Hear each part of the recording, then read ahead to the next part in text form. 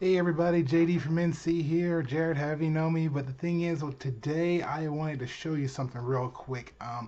Now, like I said, usually I'm gonna tell you, Jay is the master trader. I know a little bit. Like I said, I'm more of an S&P guy, but this is one of the things that works in S&P, but it also works in Forex. So I kind of feel a little comfortable showing y'all this. But just like how he showed you some things, I want to show you a couple things that I do know about the Forex markets. One of the easiest kind of trade setups you can first learn when you're first starting to trade. Now, if you talk to some more experienced traders, a lot of people, well, some do and some don't, as everyone, they have their own preferences.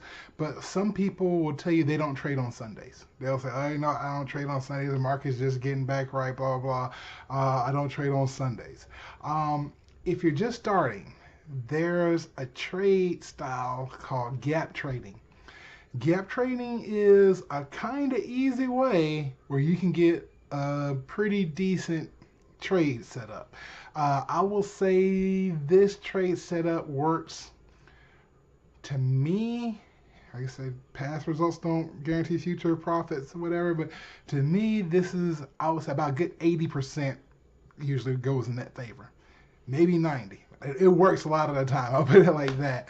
So if you're what it is, if you catch it, the market's here where I live, and I'm on East Coast Standard, Eastern Standard Time. The market's open at 5 p.m. here. Now, wherever you are in the United States or in the world, you have to adjust that for wherever you're at. But the market's open here at 5 p.m. Now, when the markets close, well, let's see, the market never stops, but the brokers close. The brokers close on Friday, I think at 5, and they open back up Sunday at 5. And sometimes there's a gap where it stopped to where it begins. But that gap most of the time has to close. So an easy way to see this is say if the candles are going up and down, it just stops, and next thing you know, it's up here or it's down here with no connection. They have to come back together. So if you can find a good gap, you can kind of say, okay, let me go back the opposite way to where it will be connected. This is one of the easiest ways of trading. This thing called gap trading. What it is next, I'm going to show you a little bit of what I mean. I have the charts right here, and hold on one second. Let's get you over to the charts. Right, okay. You should be able to see it here. Hold on. Let me just to be on the safe side, y'all know how tech savvy I am. This is being recorded, so well, I should be able to see the audio. I'll try to play the audio with this. But if you look right over here, you'll see I'm looking at the CAD JYP. My OCD is going to get me. I'm going to have to turn it. Sorry. Now, y'all probably don't see this, but I just had to do it for me personally. Okay, you see right here is CAD was Canadian dollar and Japanese yen. Let's blow this up so you can see a little bit better. Okay, if you notice right here, there's a gap. This is where it ended. This is where it is right now.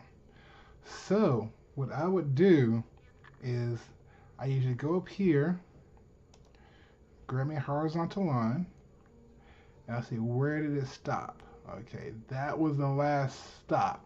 So for right here, I would put in a sale, and I would have my take profit be right around here. Maybe a couple pips up just to be on the safe side for it, because you got to keep in consideration your spread. But it should come back down and touch this. Now later on this week, we'll go back and see if this worked. Now once again, this is CAD JYP, Canadian dollar, Japanese yen, and I'm going for a sale on this one. So we'll come back later on this week and see. Now another thing I do, when you get into your I should say your broker house, you can go through all your different pairs and see where there's a gap. I kind of went through and started to do that. So here's another one. This is the US CAD. Let's blow that one up. Look right here. Okay, it was going down. That's a nice downtrend too. It was going down, but it ended off right here. So what I'm going to do is I'm going to put a horizontal line. Now that one, you can go there. Me trying to be super conservative, I'm gonna go right here. This one is kind of funny because you see the last two are already connected. I'd be a little weary on this one, but you know, I would think it's gonna still come up to at least here. It should come up to here, but I would go for a buy on this one. Oops, go back around here. Yeah, I would go for a buy and see if it reached back up to here, maybe to right here. So that is US CAD. So we're gonna go back later on this week and see what happens with US CAD and see if my predictions are turning out right. I think I had one other one. I think it was this one. This one is the Euro Pound. Let's blow this up a little bit so we can see a little bit better. I don't mind my other lines here, so the stuff I was looking at. But, oops, right over here, it's not that big a difference. This one probably closed up pretty quick. I don't know if I would get into this one. I mean, you could, but then again, I actually don't get into this one because by the time I post this video, it's no telling where it's going to be at for y'all. So I would, yeah, I probably wouldn't take this one. It looks like it's starting to go up now.